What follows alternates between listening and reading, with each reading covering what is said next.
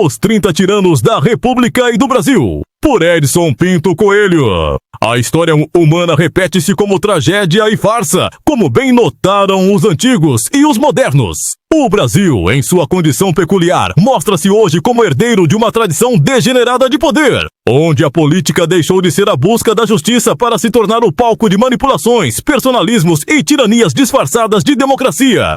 Platão, na sua famosa Carta 7, relatava a experiência amarga do governo dos 30 tiranos, em que seu parente Crítias, discípulo de Sócrates, transformara a cidade numa arena de opressão, confiscos e perseguições. Nunca antes em minha vida experimentei tão grande mudança em tão pouco tempo, escreveu Platão ao recordar como o poder absoluto corrompia até mesmo os que se diziam amigos da filosofia. Não é difícil perceber o paralelo entre aquela Atenas e o Brasil contemporâneo. Também, aqui vemos um judiciário que, ao invés de aplicar a lei, cria acusações, confisca bens, impõe multas e se arroga poderes que nunca lhe foram concedidos pela Constituição.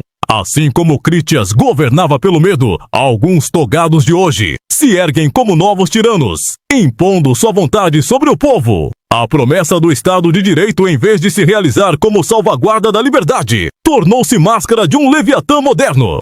A política brasileira, há décadas dominada por arranjos oligárquicos, revela-se agora como um campo de manipulação ideológica, em que o povo, reduzido a mero instrumento, serve apenas para legitimar o jogo de forças entre elites. O executivo, longe de encanar a soberania popular, não passa de um fantoche, manobrado por grupos que buscam capital, glória ou revolução. Platão dizia que o verdadeiro governante deveria ser filósofo, alguém capaz de sair da caverna e contemplar o bem em si, conduzindo a cidade não pelos caprichos de facções, mas pela luz da verdade. No entanto, no Brasil, os que deveriam ser juízes, aqueles incumbidos de guardar a Constituição, preferem as sombras da caverna às exigências da razão. Não julgam como Sócrates julgaria, mas como militantes julgariam. E assim, em nome de uma suposta justiça social, sacrificam a justiça mesma. A linguagem é invertida, os conceitos são adulterados, e a palavra democracia serve para justificar medidas que anulam o dissenso. Como dizia Olavo de Carvalho, a primeira condição para ser um idiota é acreditar que sabe o que é a política quando nunca passou de consumidor passivo da opinião pública.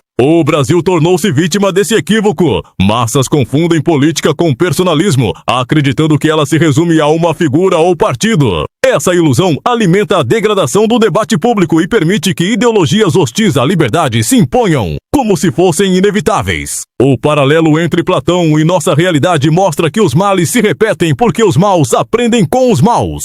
O Brasil é descrito com amarga ironia como a última colônia soviética, não porque esteja formalmente sob domínio estrangeiro, mas porque carrega consigo os vícios de um sistema que reduz a política à luta pelo poder e à imposição de ideologias. Não se trata mais de governar em nome do bem comum, mas de submeter costumes, leis e economia a um projeto de engenharia social. E assim como nos tempos de Crítias, vê-se o confisco, a perseguição, a intimidação de adversários, a corrosão das instituições. O juiz, que deveria ser neutro e imparcial, tornou-se parte de um partido não declarado. Esqueceu o imperativo categórico de Kant, segundo o qual o dever não se cumpre por conveniência, mas por amor à lei e à justiça. Esqueceu também que sua função não é a de promover revoluções, mas a de proteger os cidadãos. Sua missão não é oprimir, mas libertar. Quando o magistrado deixa de ser guardião da verdade e se torna militante de uma causa, destrói não apenas a justiça, mas também a confiança do povo na própria ordem.